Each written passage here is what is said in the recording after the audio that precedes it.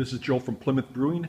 We recently purchased a Randall, the Enamel Animal, and I thought I'd give you an idea of how we set this up and how it's been working for us. We just did a one test batch of beer here so far, but it's gone incredibly well. The first thing you want to do with the Randall is to uncouple your keg of beer and then come up here and take your beer faucet off. And the Randall comes with this hose. Inside this coupling is a black washer. It hooks right up to your tower. Couldn't be any easier. Get that nice and tight there. Follow that hose around to the back side of the Randall and it hooks up the exact same way. Again, there's another washer inside here and it couples just like a regular beer faucet would. On the front end of the Randall is your flow control faucet. Flow control right over here, which is handy. You're going to want to use that. Helps control the speed of the beer, creates less foaming, less CO2 escaping out of your beer. What we did here is both these chambers are detachable.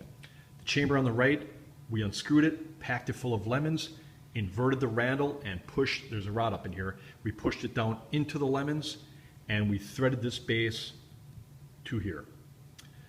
So once you know all your connections are tight on the back side and you're tight on the front side here, make sure you're off too, for sure. Make sure your faucet is shut off there. Go downstairs and recouple your beer keg. And you'll notice immediately that beer begins flowing up through this chamber. Nice slow pace, nothing crazy.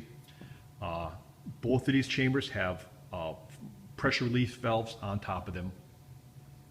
Up here and this one over here. There's a compression fitting here. You could probably attach a hose here and keep some of the mess down. And this actually will spit some foam out. I'll show you how that works later on. But once you open up your beer faucet, you're going to get a lot of foam up here. But through the use of the pressure release valve, you can release that foam and eventually you'll have a solid column of beer. And this is kind of how it pours for us. Again, we have the flow of the beer relatively slow using the flow control valve there. Let me shut this off.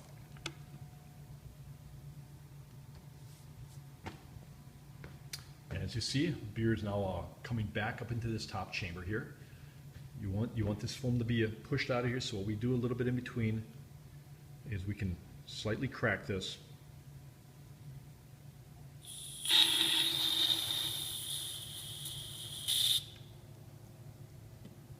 There you go, a nice fresh column of beer. This exterior chamber here, you can pack this full of crushed ice if you want.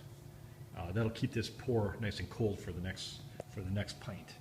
Anyway, this is Mill Street Wheat. It's an American summer wheat beer that we do. We actually finish it with Sriracha Ace hops, which throw a nice little lemon character, a slight lemon nose to it, lemon flavor, and pushing it through these lemons turns this into an incredibly tart, refreshing summer shandy.